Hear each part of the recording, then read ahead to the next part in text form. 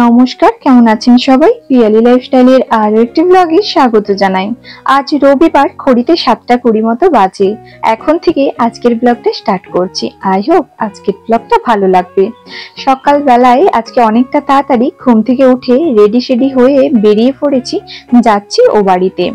মাঝপথে দাঁড়িয়ে আর ভিডিওটা স্টার্ট করলাম। অনেকখানি পথই চলে এসেছি, আর এই জঙ্গলটা হয়তো আমার আশেপাশে অনেকেই চেনেন। তো এইখানে মাঝপথে একটু দাঁড়িয়ে গিয়ে ভিডিওটা স্টার্ট করে ফেললাম, আপনাদের সাথে শেয়ার করতে হবে তাই না? তো চলুন, অনেক কথাই বলে ফেলেছি আর এখন সোজা বেরিয়ে যাই। তো বাড়িতে একটু কাজ রয়েছে, ওই জন্যই সকাল সকাল যাওয়া। এই তো এ বাড়িতে এসে পৌঁছে গেছি, আর এতটাই সকাল সকাল আজকে আমি এসে পৌঁছে গেছি। এসে দেখি চিনির বাবা সবে ঘুম থেকে উঠেছে। তো ঘুম থেকে উঠে ব্রাশ করতে গেল, আর আমি এদিকে ওই জন্য বেডটাকে একটু ক্লিন করে নিচ্ছিলাম। আর যেহেতু আমি অনেকটা সকাল সকাল চলে এসেছি, ঘর দোর ঝাঁটানো পরিষ্কার করা কিছুই ছিল না। তো তাই ভাবলাম আগে বেডটাকে ক্লিন করে নি, তারপর ঘর দোয়ারটা একটু পরিষ্কার করে নেবো। যেহেতু আজকে একজন বাড়িতে আসবে আর একটু কাজ রয়েছে, যার জন্যই এ বাড়িতে আসা।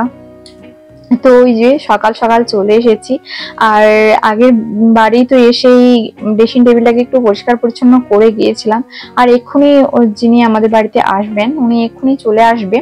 তো ওই জন্য তাড়াতাড়ি করে আগে ঘর দোরগুলো ঝাঁটিয়ে তো তারপরে একটু আপনাদের সাথে ভিডিওটা শেয়ার করছি। তো সকাল সকাল যেহেতু এসে গেছি, আর উনি এলেই কাজটা বাজ সেরে চলে যাব। তারপর যে কাজের জন্য এসেছিলাম সেই কাজ কমপ্লিট করে এখন একটু টিফিন করব বলে বেসন ভেজে নিচ্ছি। তো ওর পাপাও অফিস যাবে, ওর পাপার জন্য, আর আমিও যেহেতু সকালবেলায় খেয়ে দিয়ে এসেছিলাম তো একটু খিদে পেয়ে গিয়েছিল। তো ভাবলাম যে আরেকবার এখান থেকে কিছু টিফিন করে নিই, তারপর বেরিয়ে যাব। তারপর খাওয়া দাওয়া কমপ্লিট করে ও বাড়ি থেকে এ বাড়িতে আবার এসে গিয়েছি। আর এ বাড়িতে এসে একটু রেডি হয়ে যাব মামা বাড়ি। তারই মাঝে একবার ও বাড়িতে যাব, তারপর ও বাড়ি হয়ে আবার মামা বাড়িতে যাব। আর এখানে আমি সকালে চিনিকে নিয়ে চলে যেতাম, কারণ চিনি তখন ঘুম থেকে ওঠেনি, ওই জন্য ওকে নিয়ে যেতে পারিনি। খাওয়া দাওয়া কমপ্লিট করিয়ে স্নান করিয়ে একদম রেডি হয়ে বোন, আমি আর চিনি তিনজন মিলেই বেরিয়ে পড়েছি, যাব আজকে মামা বাড়িতে। তার মাঝে একবার ও বাড়িতে আরেকবার যাব, কারণ ও বাড়িতে কিছু জিনিসপত্র রয়েছে সেগুলো নেয়ার আছে। তো ওখান থেকে জিনিসপত্র নিয়েছি, নিয়ে তারপর একটু থেকে আবারও বেরিয়ে পড়েছি। যাচ্ছি এখন মামা বাড়িতে বাসে করে। তো আমি, বোন আর চিনি তিনজন মিলেই যাচ্ছি, কারণ দীপকের আজকে ট্রেনিং রয়েছে, ও ট্রেনিং করতে চলে গেছে।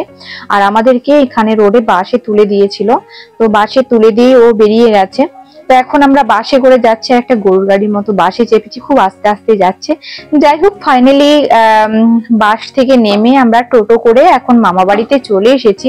আর আমার মামা বাড়িটা আপনাদের সাথে আমি আগেও শেয়ার করেছিলাম, হয়তো আপনাদের মনে রয়েছে 2 বছর আগে যখন আমার দিদা বেঁচে ছিল। তো দিদা এখন আর আমাদের মধ্যে নেই, না ফেরার দেশে চলে গেছে। হয়তো অনেকেই আপনারা জানেন, আবার অনেকেই জানেন না। যাই হোক, এখানে এসে একটু বাড়িটা খালি খালি লাগছিল, দিদাও নেই। তো এই হচ্ছে আমার মাসির মেয়ে আর চিনি, মানে ওরা এখন 2 বোন। তো আমার মাসির মেয়ের সাথে সেই কবে ছোটবেলায় দেখা হয়েছিল, তো আর তারপর থেকে মাসির মেয়ের সাথে দেখাই হয়নি, ওরও বিয়ে হয়ে গেছে। তো যাই হোক, অনেকদিন পরই ওর সাথে দেখা হলো।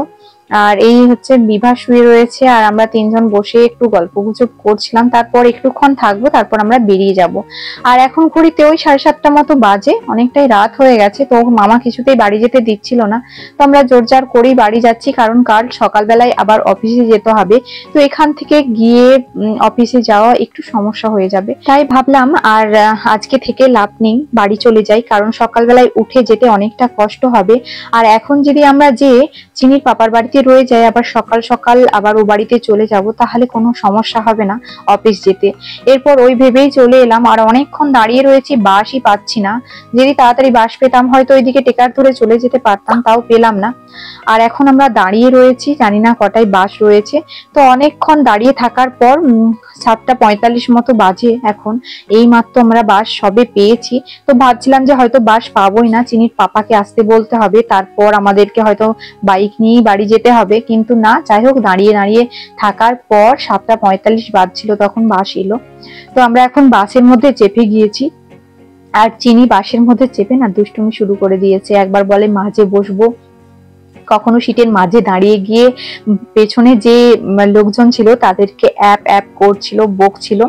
আর এখন একটু শান্ত হয়ে বসে দুষ্টুমি করছে, মানে চুপচাপ বসে রয়েছে, দুষ্টুমিতে হয়তো একটু রেস্ট নিচ্ছে। আর এদিকে দেখেছেন জিভ দেখাচ্ছে, মাঝে বসবে, কোলে বসবে না, ও মাঝে বসবে, কখনো দাঁড়িয়ে যাচ্ছে। এভাবে দুষ্টুমি করতে করতে ওকে বাড়ি নিয়ে যেতে না আমাদের বেশ কষ্ট হয়েছিল। তো যাই হোক, ও তো মজা করছে। আর সারা দিনটা আজকে একটু ঘুমোয়নি, এ বাড়ি ও বাড়ি করে একটু ঘুমোয়নি। জানি না এখন হয়তো ঘুমিয়ে পড়বে কিনা। আর ওর খুব খিদেও পেয়েছে। কোথাও এলে এই একটা সমস্যা হয় বাচ্চাদের খাওয়ানোর জন্য। তো এই এখন আমরা চলে এসেছি চন্দ্রকোনা রোডে। আর এখন ওই 8:30 মতো বেজে গেছে। আর ওর পাপাকে ডেকেছি, ওর পাপা এসে আমাদেরকে বাড়িতে পৌঁছে দেবে। তো চিনি আবার বাস থেকে আমাদের কোলে চেপে নামবে না, ওকে ছেড়ে দিতে হয়েছে। ও পায়ে হেঁটে নেমেছে, আর এখন কোলে চাপবে না, হাঁটতে হাঁটতে যাচ্ছে। দেখতেই পাচ্ছেন আপনারা, ও অনেক বড় হয়ে গেছে, তো ওই জন্য ওকে কোলে নেওয়া যাবে না, ও হেঁটে হেঁটেই যাবে। তোর পাপা এক্ষুনি চলে আসবে আর গিয়ে আমাদেরকে বাড়ি পৌঁছে দিয়ে আসবে। তো এখানটায় আমরা ওর পাপাকে ফোন করে দাঁড়িয়েছিলাম যে ওর বাবা আসবে, তারপরেই যাব। আর কতটাই হেঁটে হেঁটে যাবো। তো এখন অনেকটাই রাত হয়ে গেছে, বাড়ি গিয়ে আবার খাবার দাবার করতে হবে, তবে চিনিকে খাওয়াতে পারবো। এই একটা সমস্যা। আর বাড়ি গেলে কি হতো, মা সেখানে রান্না বান্না করে রেখেছিল, আমাকে আর যে কিছুই করতে হতো না। আর যেহেতু আমি এখানে দীপকের বাড়িতে যাব, ওখানে গিয়ে আমাকে রান্না বান্না করে তবেই আমি চিনিকে খাওয়াতে পারবো। এটাই একটা সমস্যা।